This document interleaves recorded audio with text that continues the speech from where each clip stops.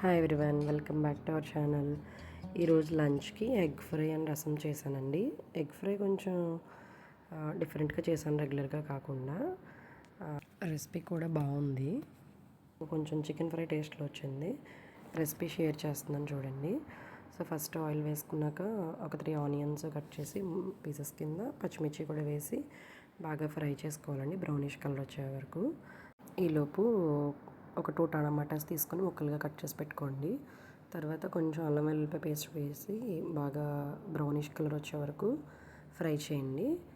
So ఈలోపు ఆ cut చేసిన పీసెస్ని కొంచెం బ్లెండ్ చేసేసుకొని కొద్దిగా పేస్ట్ వేసుకోండి. నేను రసంకి కూడా చేసుకున్నాను పేస్ట్, అందుకే కొంచెం పక్కన పెట్టేసుకున్నాను. అది వేసిన తర్వాత కొంచెం బాగా ఫ్రై అయిన తర్వాత ఒక 4 ఎగ్స్ తీసుకున్నాను. సరిపోలేదని ఇంకొక ఎగ్ కూడా వేసాను. టోటల్ 5 తీసుకున్నాను. 5 కూడా బీట్ చేసేసి వేసేసుకోండి. వేసుకున్న తర్వాత వెంటనే దాన్ని తిప్పొద్దు. కొంచెం ఫ్లేమ్ పెద్దది పెట్టుకొని ఒకసారి జస్ట్ అలా ఎల్లో పార్ట్ ఉంది కదా, దాన్ని కొంచెం స్ప్రెడ్ చేయండి, బట్ కదపద్దు. ఒక 1 మినిట్ తర్వాత కొంచెం మనకు అర్థమవుతుంది. అది బాగా కొంచెం ఫ్రై అయిన తర్వాత స్లోగా అలా చూపిస్తున్నట్టుగా కదపండి. అప్పుడు మనకి కొంచెం పీసెస్గా వస్తాయి, బాగా విడిపోకుండా. చూస్తున్నారు కదా, అలాగా స్లోగా కలుపుకోండి. నెక్స్ట్ ఫ్లేమ్ని మీడియంకి టర్న్ అవుట్ చేసుకోండి. తర్వాత కొంచెం అలా నీచు వాసన పోయే వరకు తిప్పండి. పీసెస్ని బాగా బ్రేక్ చేసేలా తిప్పొద్దు. ఆ తర్వాత స్పైసెస్ యాడ్ చేసుకుందాము.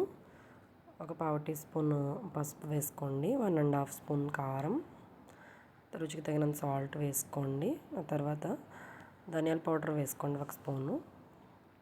నెక్స్ట్ గరం మసాలా కూడా ఒక 1/2 టీ స్పూన్ వేసుకోండి. అంతకు మించి ఎక్కువ వేయద్దు, బాగోదు.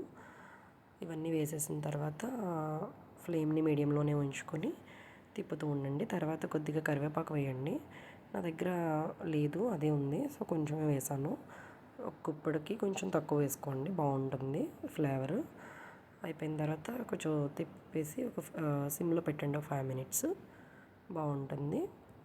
ఆ తర్వాత స్టవ్ ఆఫ్ చేసేసుకొని ఒక 2 మినిట్స్ అట్లా ఉంచేసేసి బౌల్లోకి షిఫ్ట్ చేసేసుకోండి. ట్రస్ట్ మీ, ఇది చాలా బాగుందండి. నిజంగా నాకు చికెన్ ఫ్రైలా అనిపించింది. సో దీనికి కాంబినేషన్గా నేనైతే రోటీస్ చేసుకున్నాను, పుల్కాస్.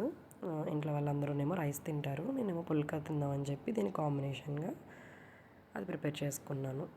ఐ హోప్ నచ్చుతుందని అనుకుంటున్నాను. ఒకసారి మీరు కూడా ట్రై చేసి చూడండి. వీడియో ఎండింగ్లో పుల్కా మేకింగ్ కూడా చిన్న వీడియో క్లిప్ ఇస్తానండి, ఒకసారి చూడండి. మీకు ఇంట్రెస్ట్ ఉంటే దాన్ని కూడా ఒక వీడియో క్లియర్గా చేసి పెడతాను. సో 5 పుల్కాస్ కోసం కలుపుకున్నానండి నేను. 1 కప్పు గోధుమ పిండిలో కొద్దిగా సాల్ట్ వేసుకుని బాగా మెత్తగా కాకుండా బాగా గట్టిగా కాకుండా అదిమి పెట్టి కలుపుకోండి పిండిని. ఆ తర్వాత కొద్దిగా గీ వేసి మెత్తగా కలుపుకొని పక్కన పెట్టుకోండి, ఆయిల్ అవసరం లేదు. ఆ తర్వాత ఇలా చపాతీస్గా ఒత్తుకుని పాన్ మీద వేసిన తర్వాత పుల్కాకి వైట్ కలర్ బబుల్స్లో వస్తాయండి. మరీ హై ఫ్లేమ్ వద్దు, మీడియం పెట్టండి.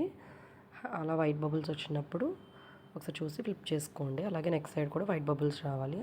ఆ తర్వాత నేను చూపించినట్టు అలా ఫ్లేమ్ మీద డైరెక్ట్గా పెట్టుకుని పొంగే వరకు ఉంచండి. నెక్స్ట్ కూడా అలాగే చేసుకోండి అన్నీ. చూడండి, ఫ్లేమ్ మీద పెడుతున్నప్పుడు హై ఫ్లేమ్ పెట్టకూడదు, మీడియం కన్నా చిన్నగా పెట్టుకోవాలి, ఫ్లేము ఇంకా తగ్గించుకోవాలి. సో అప్పుడు అలాగ బోత్ సైడ్స్ వైట్ బబుల్స్ వచ్చిన తర్వాత ఫ్లేమ్ మీద పెట్టుకుంటే ఆటోమేటిక్గా పుల్కా అనేది మనకి బోత్ సైడ్స్ కూడా పొంగుతుందండి. చూడండి, చూపిస్తున్నట్టుగా పొంగుతుంది. ఒకటి పొంగినా పొంగకపోయినా ఆల్మోస్ట్ అన్నీ బాగానే పొంగుతాయండి. సో అలా పుల్కాస్ మనం చేసుకోవచ్చు. నెయ్యి వేసుకుంటే మనకి మెత్తగా వస్తాయండి. రెసిపీస్ ట్రై చేసి ఎలా వచ్చాయో కామెంట్ చేయండి. అలాగే మన ఛానల్ని సబ్స్క్రైబ్ చేసుకోండి.